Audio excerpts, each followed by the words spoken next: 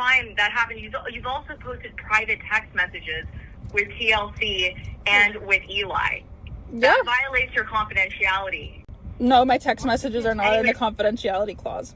Nothing to do with the show, with how I've been treated. No, but you're revealing information about the payment schedule, about what the episodes have been delivered. That's not public knowledge.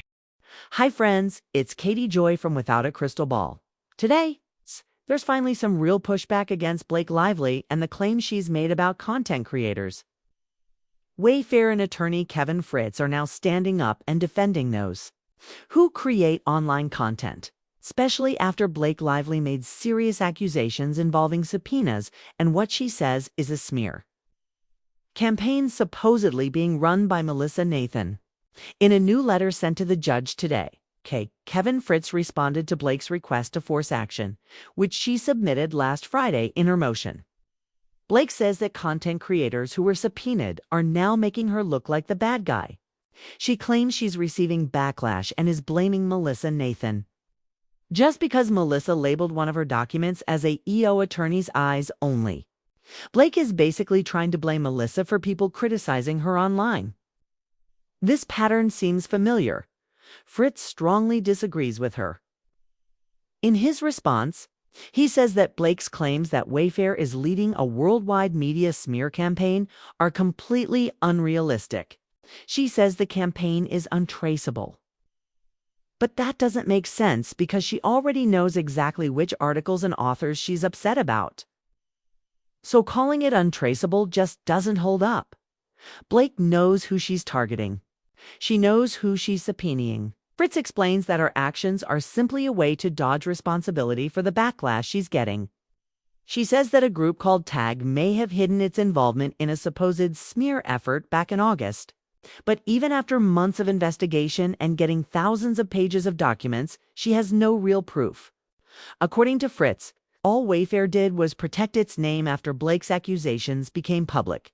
He also points out that TAG didn't even start working with Wayfair until August 2024. So the idea that they could have turned the public against her in just 2 weeks is far-fetched. The truth is, people online reacted naturally to what Blake was doing. Nobody pushed them to feel that way. Still, she wants to blame TAG without having any proof.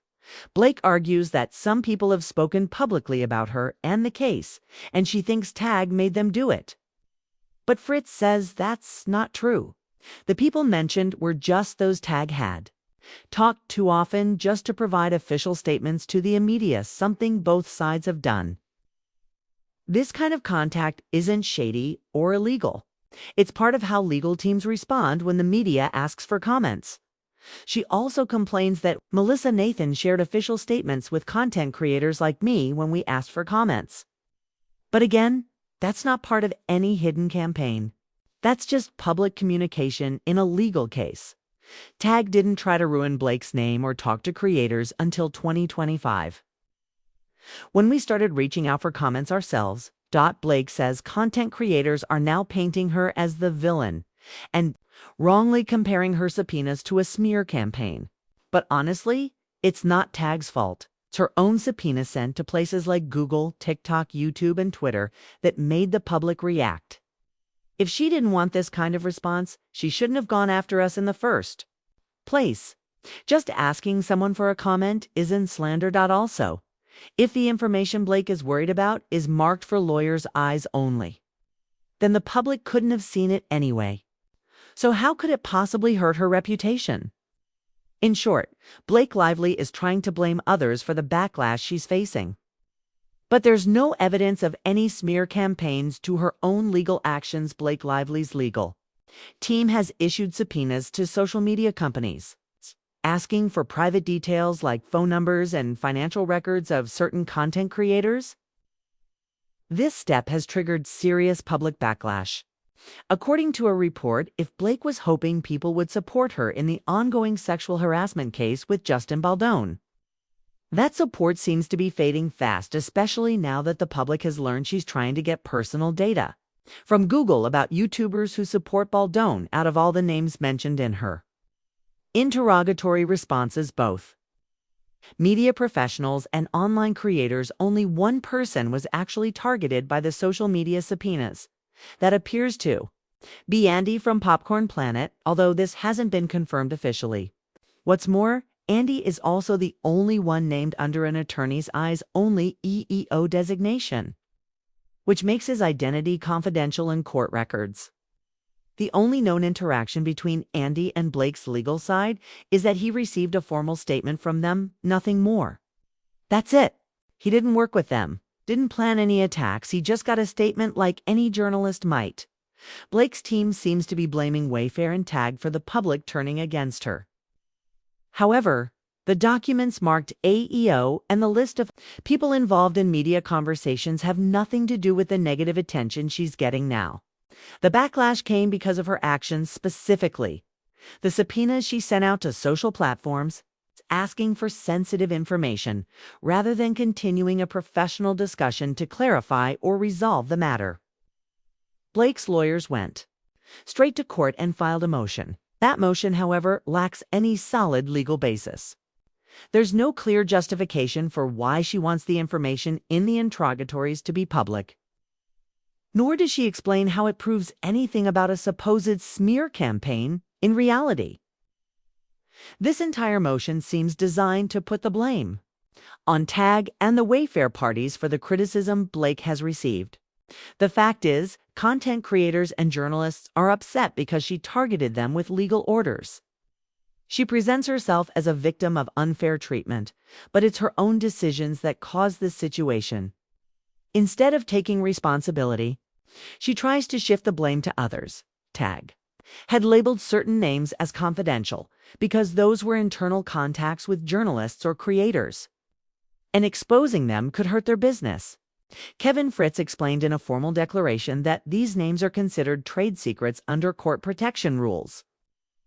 He also said that before Blake's team filed their motion, they never objected to those confidentiality labels. In fact, they had a phone call about this issue, during which Kevin explained everything clearly. Blake's team didn't argue back or say they disagreed until now in the end. Tag and Wayfair agreed to remove the confidentiality designations. As long as Blake stops calling the alleged smear campaign untraceable, they're willing to cooperate.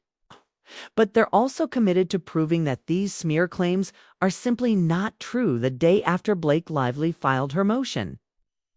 She sent out subpoenas to Google, TikTok, and Twitter, now X, asking for detailed information, like phone numbers and financial records of certain accounts.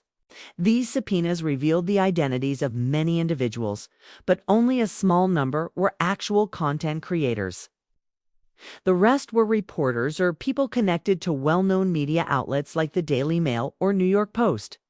And surprisingly, only one of those creators was even mentioned in her earlier court responses. This shows that neither Tag, its founder, Melissa Nathan, nor any of the interrogatory responses had anything to do with the current backlash Blake is getting. In fact, most of the content creators now reacting to her actions weren't even named in the legal documents. So the idea that they're mad because they were involved in some kind of secret campaign is just false. Tag has made it clear. They're willing to remove the confidentiality labels from those documents, not because they did something wrong, but to help clarify that there was never a coordinated plan to ruin Blake's image. They want to prove that the criticism she's facing online is real and organic, not the result of some hidden effort. Kevin Fritz, who represents Tag, even said that the only reason some names were kept confidential was to protect Tag's business relationships and prevent harm to their work with journalists and creators. That's totally normal in media and legal work. Now let's talk about who actually got subpoenaed. From YouTube, some of the names include Blossom Talk, Boppin' YouTube, Anna Ope, Spill Sesh, Without a Crystal Ball, Me, Fame Key, and Popcorned Planet. Some of these accounts have tiny followings, and one isn't even monetized. There are even usernames listed that look like random bots or personal accounts, not influencers. On TikTok, the list gets even more unusual, with names like Leslie MG and a bunch of random usernames, some with barely any content or followers. And for Twitter, it's even stranger, just regular users who happen to post about Blake or the lawsuit. These people aren't creators or journalists. They're just social media users expressing opinions. Despite that, Blake is trying to connect all of these people to Wayfair and accuse them of being part of a grand smear campaign. She even filed a misleading court statement accusing Melissa, Nathan, of keeping a list of creators that she can't talk to because they're under legal restrictions. Then she went further and made false claims against Andy from Popcorn Planet, saying he illegally recorded a call with her law firms, something commenters pointed out was a recorded line. She's clearly trying to shift blame for her bad press onto everyone else. But this entire situation started because she subpoenaed innocent people and tried to tie them to a fake conspiracy. No one would have said anything if she hadn't done that. Now she's accusing creators of being part of a criminal smear campaign against someone claiming harassment. That's a serious accusation, and she has no proof, no specific videos, no quotes, no dates. When her attorney spoke with mine, she couldn't point to a single thing I said or did that showed I was part of this. She just claimed I was involved and demanded my private information. Blake says this is about stopping misinformation, that her actions show something else. She's using the court to go after critics and trying to silence anyone who speaks negatively about her. The idea that she's a victim of an untraceable media attack doesn't hold up. When she knows exactly which writers and articles she doesn't like, says less about justice and more about control. Blake Lively has spent months trying to prove there's a secret smear campaign against her, even after receiving thousands of documents and sending out dozens of subpoenas. She still hasn't found any real evidence that Wayfair or its team did anything wrong. Her claims are based on the idea that TAG might have hidden its communications with the media, but even that's just a guess. It shows that despite all the resources she has nothing solid to support her accusations. Blake believes she can say whatever she wants about others, even accusing them of crimes, but if anyone responds or defends themselves, she sees it as an attack. That's not how it works. People have the right to speak up when they're wrongly blamed. Her legal strategy has become aggressive and controlling. It feels like she's using her power to silence smaller voices. Blake is a public figure, married to someone with massive wealth and major business success. Yet she seems deeply concerned about a few content creators with small platforms, some with barely any followers. It feels extreme and unnecessary. Someone with her resources is spending this much energy trying to silence people with hardly any influence. It says more about her insecurities than anything else. Being in the public eye means facing criticism. It's just part of the job. Not everyone will like you, and that's okay. Celebrities like Taylor Swift, Selena Gomez, or Kim Kardashian have all faced harsh criticism. But they haven't filed lawsuits against random internet users. Most public figures learn to ignore the noise and focus on their work. If you truly believe in your image and actions, then you don't need to go after every negative comment. Blake could have handled this differently. She could have taken accountability for how she treated people or responded kindly to those raising concerns. Instead, she chose to blame everyone else. She didn't apologize to Shasti or the domestic violence advocates who felt hurt by her actions. She didn't acknowledge the voices of survivors or organizations speaking out. Instead, she tried to make Wayfair and content creators responsible for her public backlash. Nobody wants harm to come to Blake. People simply want her to stop using the legal system to go after innocent people. Issuing subpoenas just because you can doesn't make it right.